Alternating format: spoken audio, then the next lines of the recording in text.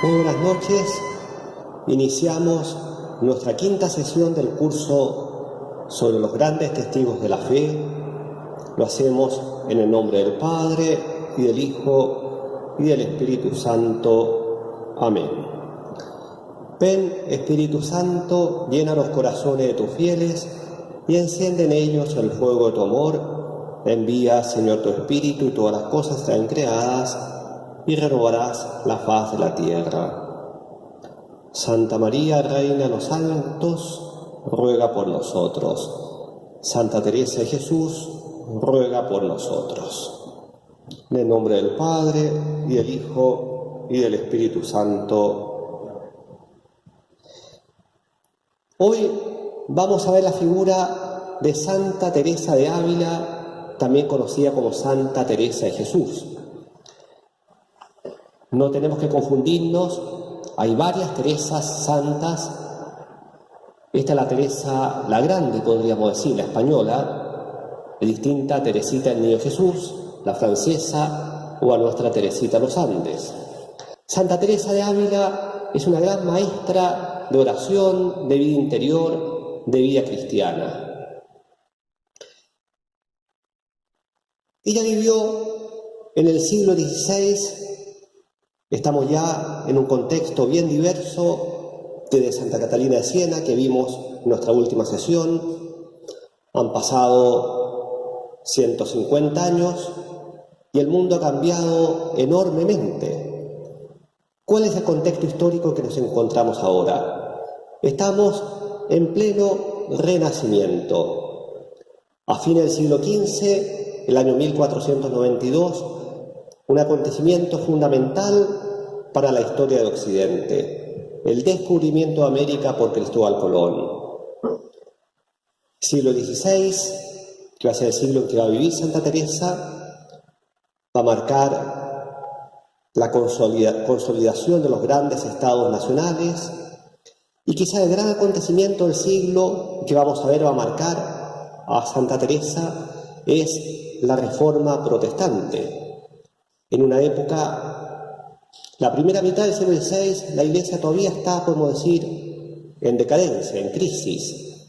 La segunda mitad del siglo va a cambiar radicalmente. Pero a comienzos del siglo, en el año 1517, en Alemania, un monje agustino se rebela contra la autoridad del Papa. Son las famosas 95 tesis que él coloca en la puerta de la Iglesia, y va a comenzar ese proceso de reforma protestante que va a fracturar la cristiandad occidental, desgraciadamente podemos decir hasta hoy día. Hasta hoy día esa herida permanece. Pero la Iglesia Católica va a reaccionar, y a mitad del siglo XVI el Papa convoca al Concilio de Trento, que va a marcar la gran reforma católica, una época de extraordinaria renovación de la vida cristiana, de grandes santos. Pues bien, la vida de Santa Teresa, este es el contexto, ¿no? Ella nace 2 años antes del manifiesto de Martín Lutero, pero toda la etapa última de su vida va a coincidir con la etapa de la Reforma Católica. Ahora, hay que considerar que Teresa nació en España. España es la época de oro de la hispanidad. El año 1492, España descubre América, lo que le va a dar todo un mundo nuevo. Pero también sucede otro hecho muy importante en España: la conquista de Granada, que era el último baluarte musulmán en la península ibérica. Y con eso, definitivamente, España queda unificada bajo un reino cristiano. Tenemos acá la imagen de los reyes católicos, Fernando e Isabel, que van a marcar el espíritu de esta España que entra a la Edad Moderna, y luego van a venir grandes reyes, ¿no? El rey Carlos I, el emperador Carlos V, Felipe II. Es una época de gran esplendor de España, en todos los aspectos, el aspecto literario, artístico, político. Podemos decir que es la gran potencia de la época. Y a la vez, España fue pionera en la reforma de la Iglesia. Lo que la Iglesia va a hacer a mitad del siglo XVI, de alguna manera España lo adelantó ya a fines del siglo XV bajo el influjo de los reyes católicos, el cardenal Cisneros y otras figuras importantes, lo que hace que España viva, por así decir, por adelantado la reforma y la renovación de la vida cristiana, la vida católica, lo que no significa que no haya dificultades. Entonces, en este contexto nace, vive, realiza su obra Teresa de Jesús. Se la conoce como Teresa de Ávila porque nace en la ciudad de Ávila, la famosa ciudad amurallada. Acá vemos una imagen, ¿no? Esta ciudad de Castilla, no muy lejos de Madrid, famosa por las murallas que hasta hoy día uno las puede contemplar.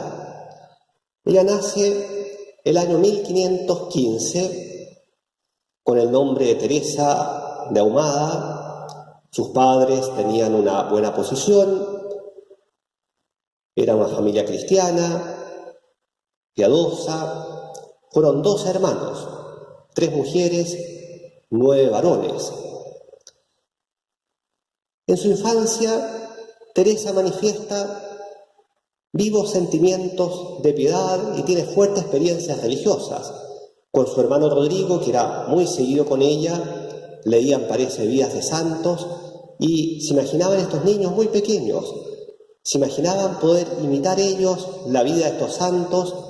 Y un día, una anécdota muy simpática, ¿no?, que estos 2 niños tendrían, no sé bien, 6, 7 años, leyendo la vida de los mártires, deciden que se van a escapar de la casa para ir a la tierra de moros para morir mártires a causa de la fe.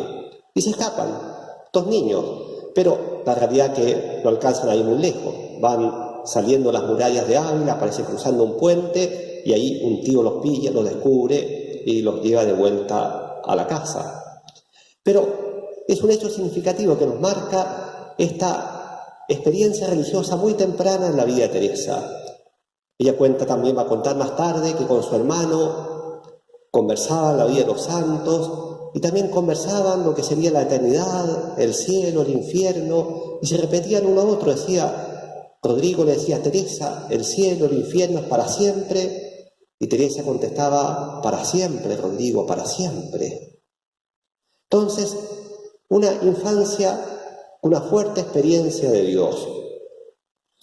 A los 12 años va a morir su madre y ella va a contar más tarde en su autobiografía que ese día se va a confiar una imagen de la Virgen que tiene en su casa y le va a pedir a ella que sea su madre.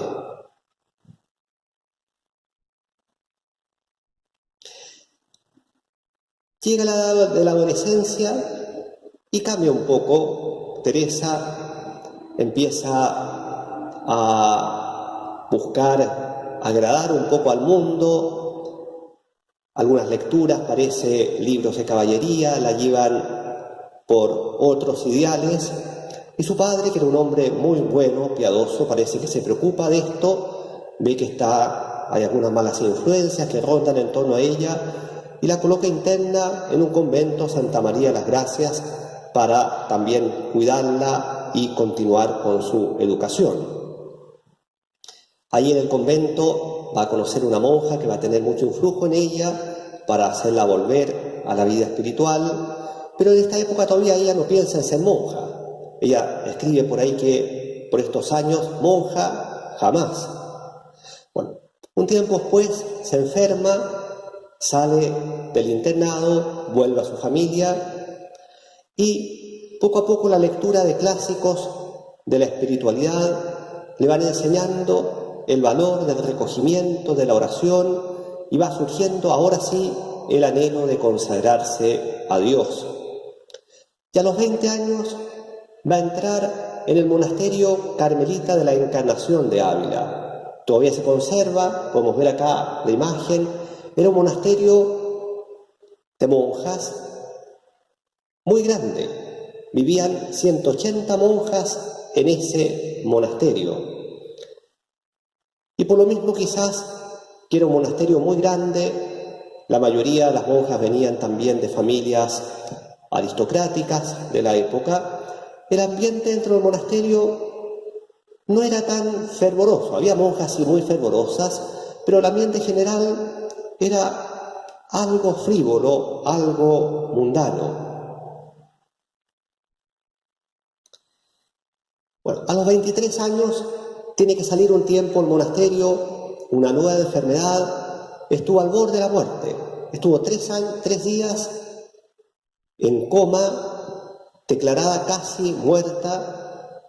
No la entierran por la insistencia de su padre, que no se convence de que está muerta, y casi milagrosamente revive. Ella siempre va a atribuir a San José el haber vuelto a la vida. Bueno, tiene una larga convalecencia, 3 años que está semi-postrada, medio tullida, pero vuelve al convento. En el intertanto va a morir su padre, que tuvo una gran influencia en ella, para bien. Muchos de sus hermanos varones van a emigrar a América. Era la tónica de la época, ¿no? Ir a buscar fortuna a estas nuevas tierras, a este nuevo continente. Bueno, y ella va a seguir en este monasterio de la Encarnación por bastantes años en una cierta tensión interior. Por una parte, está este ambiente un poco relajado del convento, parece que salían mucho las monjas afuera, había muchas conversaciones en el locutorio con personas que en fondo iban a conversar con las monjas, pero que en fondo perdían el tiempo. Pero a la vez Teresa sentía un deseo de oración, pero vive esta tensión, se da cuenta de que la vida que lleva, ella nunca fue una gran pecadora, nunca, pero se da cuenta que la vida que lleva es un poco relajada, un poco tibia, podríamos decir. Y por lo mismo, la oración se le hace difícil. En algún momento, incluso ella tiene la tentación de dejar la oración. Después se da cuenta que fue una falsa humildad, y esto es importante, porque ella experimentó, decía, con la vida que yo llevo así, medio tibia, no soy digna de estar ante Dios y de rezar. Gran tentación, gran tentación. Después un confesor le hizo ver el error y volvió a la oración. Entonces pasan muchos años en esta tensión interior en que quiere aspirar a una vida más santa, de mayor oración, pero a la vez está un poco tomada por este ambiente un poco mundano del convento. Casi 20 años dirá después ella, ¿no? Desde los 20 años que entró al convento hasta los 39, y a los 39 se va a producir su conversión definitiva. Ella lo cuenta, dice que estando un día en el oratorio del monasterio, vi una imagen que habían traído, era de Cristo muy llagado y tan devota. Ahí podemos ver la imagen, todavía se conserva en el monasterio de la Encarnación, ¿no? Un Cristo atado a la columna, lleno de llagas, ¿no? Dice, una imagen muy llagada y tan devota, que mirándola, toda me turbó de verle tal, porque representaba bien lo que pasó por nosotros. Fue tanto lo que sentí de lo mal que había agradecido aquellas llagas, que el corazón me parece que se me partía, y me arrojé junto a él con grandísimo derramamiento de lágrimas, suplicándole me fortaleciese ya de una vez para no ofenderle. Fue la gracia decisiva, ¿no? O sea, a lo mejor ella había meditado muchas veces en la pasión de Cristo, muchas veces había visto crucifijos, pero esa imagen le llega al corazón. Es Dios que le habla y le hace ver que esas llagas fueron por ella, a causa de ella, y se dio cuenta a la vez lo poco agradecida que había sido. Y ahí se decide, ¿no? Ahí le pide la gracia al Señor que de una vez por todas la transforme y ahora sí viva solo para Él. Ahora sí no le ofenda más. Por la misma época, entonces este es el momento decisivo. Y a la vez, por esa misma época, ella lee las confesiones de San Agustín, se siente muy identificada con muchas de las reflexiones de San Agustín, bueno, y impulsada también por él a dar este paso definitivo de la conversión. ¿Qué significaba en el fondo la conversión para Teresa?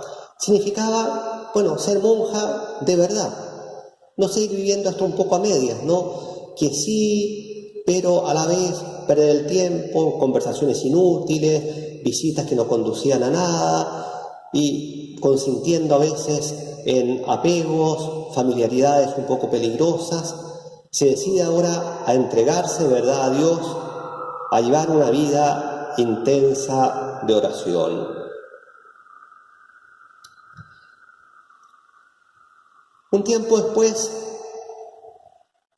en la medida que va profundizando en su vida de oración, empieza a tener sus primeras visiones místicas. Y en un momento, ella lo cuenta en el libro La Vida, en un momento ella tiene una visión del infierno, como que es transportada al infierno, experimenta el sufrimiento de los condenados y se siente tan desgarrada por la pérdida de las almas que siente la inspiración de que tiene que hacer algo, ¿no? Y se da cuenta que la primera línea del apostolado quizás no le corresponde. Ahí están los sacerdotes, ahí están los teólogos, los misioneros, los predicadores, pero ¿qué puede hacer ella? Y siente la inspiración de volver al fervor primitivo del Carmelo, a vivir la regla primitiva del Carmelo. Y acá tenemos que hacer un pequeño paréntesis. Teresa había entrado al monasterio carmelita de la Encarnación de Ávila. La orden carmelita era una orden muy antigua que venía de la época de los cruzados. Eran ermitaños que se habían instalado en el Monte Carmelo, en Palestina, en la tierra de Jesús, y habían llevado una vida eremita, de oración, de penitencia, de soledad, en el Monte Carmelo, también bajo el patronazgo del profeta Elías, y se colocaron bajo la especial protección de la Virgen, que la llamaron del Carmen por el Monte Carmelo. En el siglo XIII les habían dado una regla de vida, pero habían pasado ya 300 años y la regla había quedado un poco de lado y, como les contaba, la vida se había relajado un poco. Pues bien, Teresa siente la inspiración de volver al ideal primitivo, volver a tomar la regla de los primeros eremitas del Monte Carmelo. Eso significaba una vida de mayor pobreza, de mayor soledad, de más tiempo para la oración, más austera, de mayor penitencia. Y se da cuenta que eso, en ese momento al menos, no lo puede hacer en el monasterio de la Encarnación. Tiene que salir. Logra juntar algunas otras monjas que de alguna manera se van acercando a ella, inspirando en ella, y surge la idea de fundar un nuevo convento verdaderamente siguiendo la regla primitiva del Carmelo.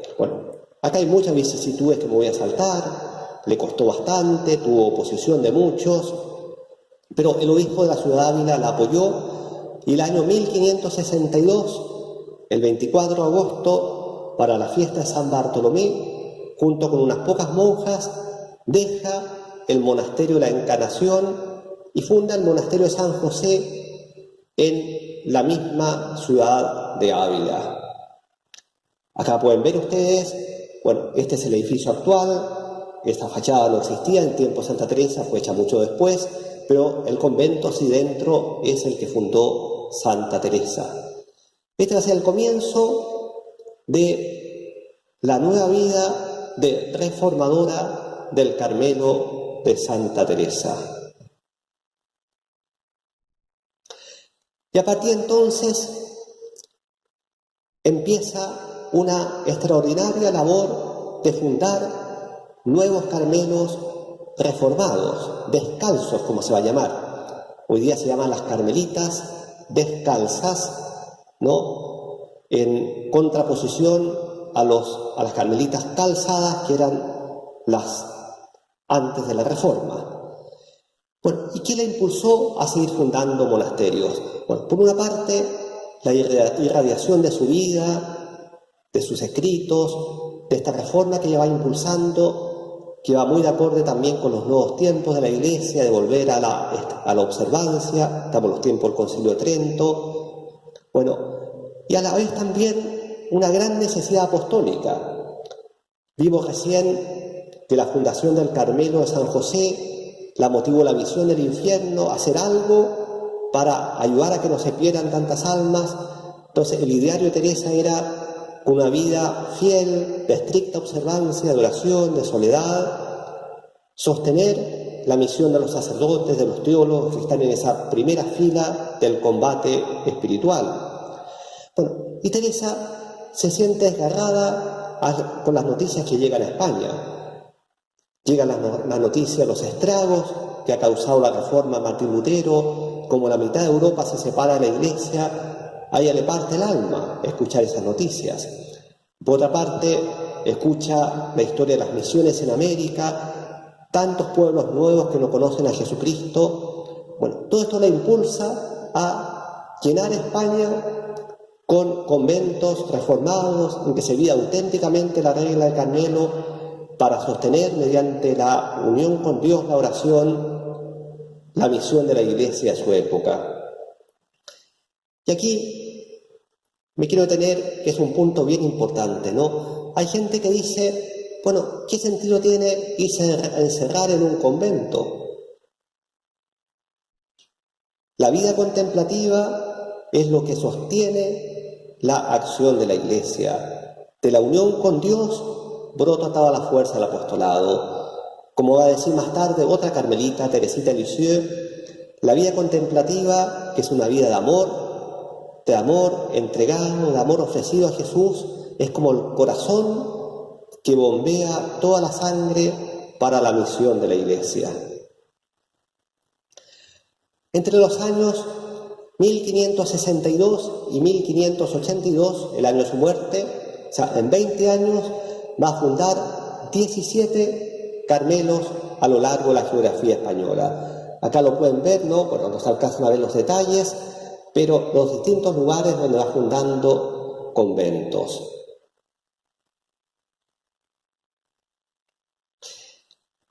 En la vida de Teresa de Jesús hay encuentros decisivos. El siglo XVI, quizás como pocos en la historia de la Iglesia, conoció una pléyade de santos, y santos grandes. Y solo en España, Teresa tuvo encuentros con hombres extraordinarios. Por una parte, San Pedro de Alcántara. ¿Quién era San Pedro de Alcántara? Era un asceta franciscano que también renovó la orden franciscana en España en su tiempo, y este hombre la ayudó mucho, la impulsó a que hiciera la fundación de San José, la aseguró que era obra de Dios. Eso le dio mucha paz a Santa Teresa. San Francisco Borja fue el tercer sucesor de San Ignacio de Loyola, había sido el duque de Gandía, pero que luego de enviudar se hizo jesuita. Bueno, también fue muy importante él, porque cuando Teresa empieza a tener las primeras visiones, vamos a volver a esto, ella se asusta y nos falta algún confesor que le dice que eso es el demonio que se le aparece. Y ella queda muy turbada, muy confundida, pero tiene audiencia con Francisco de Borja, que ya tenía gran fama de santidad y también de mucha erudición, era un gran teólogo. Y Francisco de Borja, escuchándola atentamente, le asegura que es obra de Dios, le devuelve la paz. Luego, San Juan de Ávila.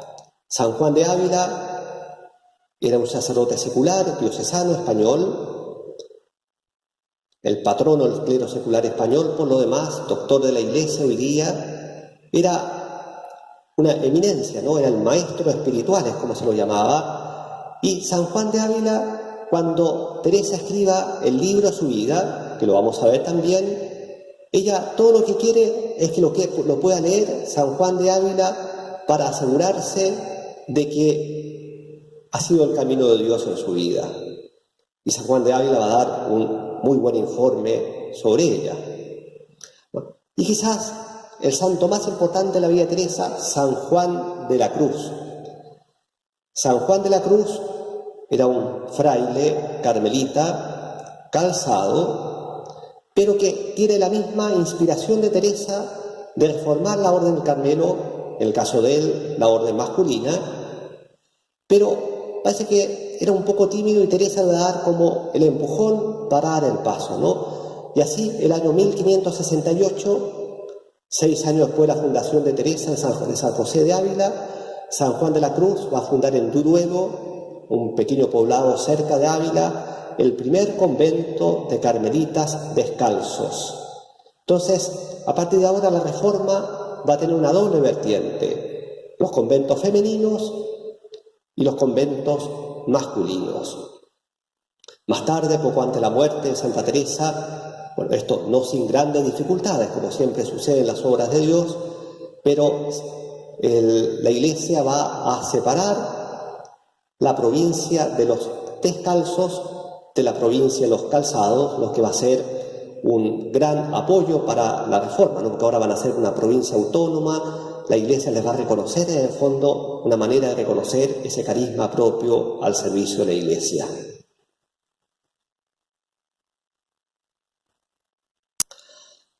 Santa Teresa es una santa multifacética, podemos decir. Uno de sus aspectos es Teresa como escritora. Bueno, de hecho, la Iglesia la ha proclamado doctora de la Iglesia, pero también desde el punto de vista literario, cuando se estudian las letras españolas del siglo XVI, un capítulo es estudiar los libros de Santa Teresa. Ella, como yo les conté, desde pequeña tuvo una buena educación, aprendió muy niña a leer y a escribir, pero lo que ella escribe es sobre todo pone por escrito lo que ha sido su experiencia de vida, su experiencia espiritual. Primer libro, el libro de la vida, también llamado por ella el libro de las misericordias del Señor. Es una autobiografía espiritual en que va relatando lo que ha sido su vida, pero a la luz de la misericordia de Dios, es decir, cómo Dios ha ido actuando en su vida. Es un libro muy bonito, es una verdadera oración de alabanza a la misericordia divina. Luego está el camino de perfección. El camino de perfección son como avisos, consejos espirituales que le da a las novicias del Carmelo, ¿no? Que son una serie de indicaciones para la vida espiritual en que sin duda que se trasluce su propia experiencia. Luego está el Castillo Interior, obra famosa. El Castillo Interior, en fondo, es el símbolo del corazón del hombre, de la interioridad del ser humano, y se imagina que el que quiere iniciar la vida espiritual tiene que entrar en un castillo en el cual hay 7 moradas, y ella va describiendo lo que es el avance del alma en el camino de la perfección hasta llegar a la plena unión con Dios, pasando por 7 moradas. Es un libro, un clásico, de una gran riqueza, en que de alguna manera también se trasluce su propia experiencia, pero que la quiere presentar de alguna manera para todos. Las primeras moradas suponen más ese esfuerzo, la voluntad, por la adquisición de las virtudes, por la oración, y las últimas moradas ya es la vida mística, la acción de Dios plenamente en el alma. Ahora, para entender bien esto, las moradas, porque por ejemplo, ella cuenta que la primera morada está marcada por la oración vocal. Oración vocal, Padre Nuestro, Ave María, Glorias, ¿no? Pero, y después ella va describiendo otras formas de oración que se dan en las moradas sucesivas. Pues eso no significa que el que pasa a la segunda o tercera morada ya deje la primera. O sea, De alguna manera, las moradas anteriores están integradas en las que siguen después.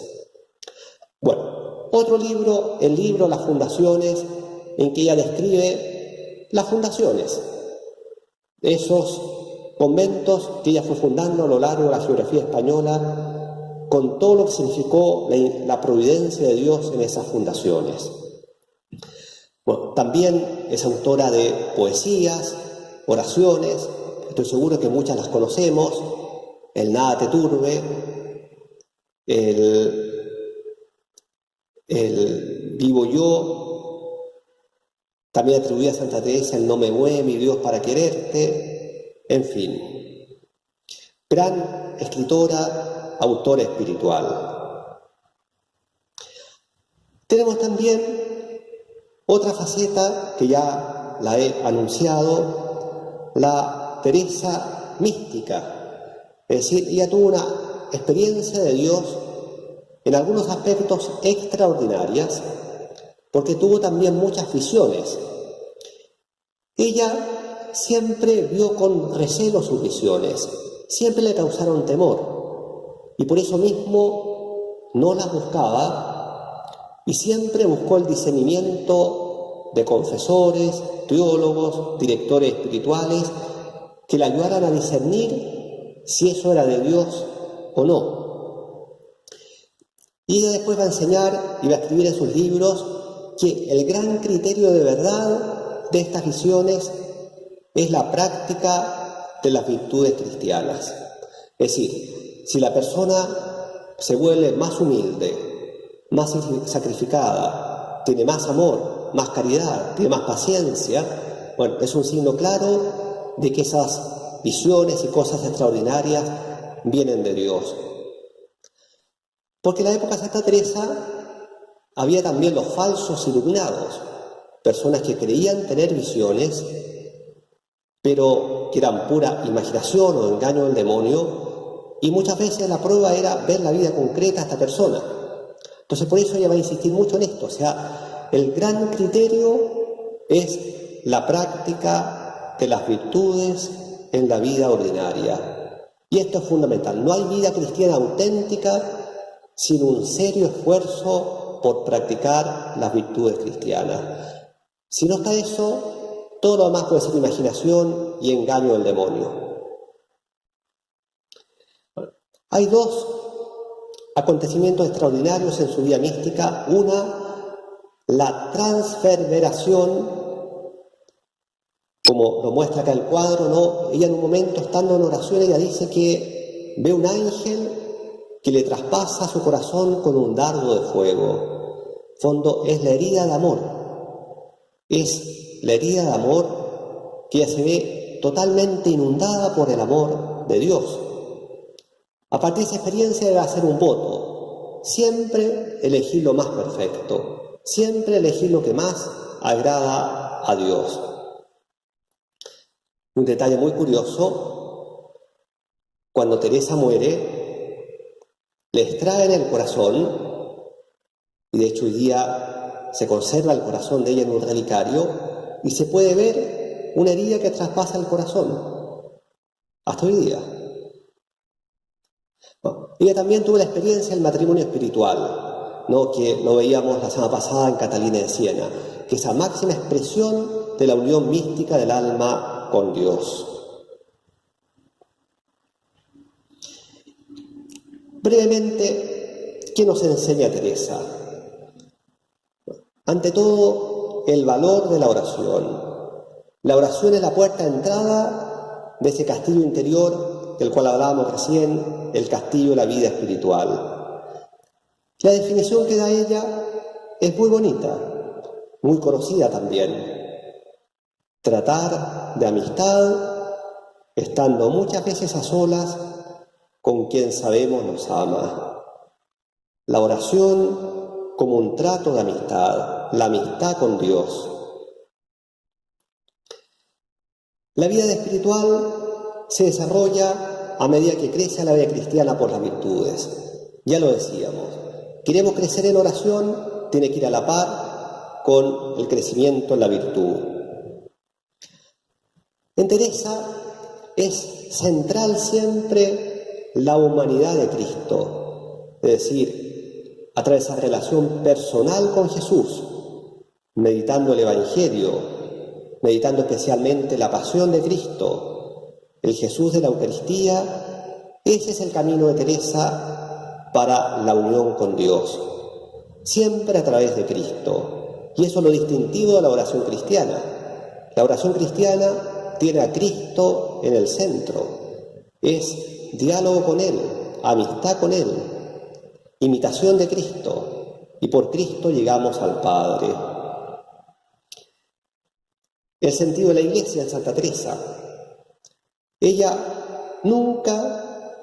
quiso servir a la Iglesia. Ella siempre se sometió al juicio de la Iglesia. Y sus últimas palabras en el lecho de muerte: muero, hija de la Iglesia. Qué tranquilidad le daba a ella, ¿no? Qué paz. Muero, hija de la Iglesia. Y finalmente, la santidad. La perfección como ideal y meta de la vida cristiana. Esa última morada del castillo interior es la santidad, la unión con Dios, a la cual todo cristiano tiene que aspirar. Bueno, Santa Teresa muere el 4 de octubre de 1582 en Alba de Tormes, volviendo de Burgos, donde fundó el último los Carmelos. Fue canonizada y declarada doctor de la Iglesia. Este cuadro que vemos, este retrato, es un retrato auténtico de ella, hecho en vida. Fue pintado por un pintor en vida de ella y abajo tenemos su firma, ¿no?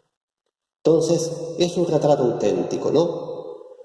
Una anécdota, no sé si será verdad, pero dicen que ella, medio en broma, medio en serio, habría dicho que el pintor la pintó vieja y legañosa.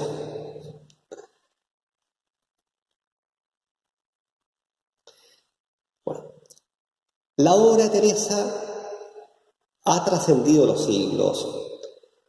La reforma al Carmelo que ella impulsó, volver al fervor primitivo, ha suscitado un gran torrente de santidad en la Iglesia. Y acá, algunas santas que se han inspirado en Teresa y que son también carmelitas, al igual que ella, carmelitas descalzas. Arriba tenemos Edith Stein, judía conversa, mártir en Auschwitz, carmelita. Al medio, a la izquierda, Sor Isabel de Trinidad, francesa. Bueno, a la derecha, Santa Teresa. Abajo, Teresita Los Andes, nuestra Teresita chilena. Y acá, abajo a la derecha, Teresita Lisieux o Teresita el Niño Jesús, la Teresa francesa. Y hay varias más. La Miriam, la carmelita árabe, y la Madre Maravillas, nueva reformadora del Carmelo en el siglo XX. Es decir, una estela de santidad ha dejado para la Iglesia como legado la vida y la vocación de Teresa de Jesús la Grande. Y termino. Yo les dije que Teresa fue escritora, escribió muchos poemas, oraciones, y este es uno de los más conocidos. Está escrito por su propia letra. Esta era la letra de Teresa. Y los invito a que lo podamos rezar para concluir. Nada te turbe, nada te espante, todo se pasa, Dios no se muda. La paciencia todo lo alcanza, quien a Dios tiene, nada le falta, solo Dios basta. Solo Dios basta. Ese es el gran mensaje de los santos y particularmente el gran mensaje de Santa Teresa. Solo Dios basta. Gloria al Padre y al Hijo y al Espíritu Santo, como era en el principio, ahora y siempre, por los siglos de los siglos. Amén. En un video muy corto les indico a continuación la tarea para quien quiera realizarla. En el nombre del Padre y del Hijo y del Espíritu Santo. Amén.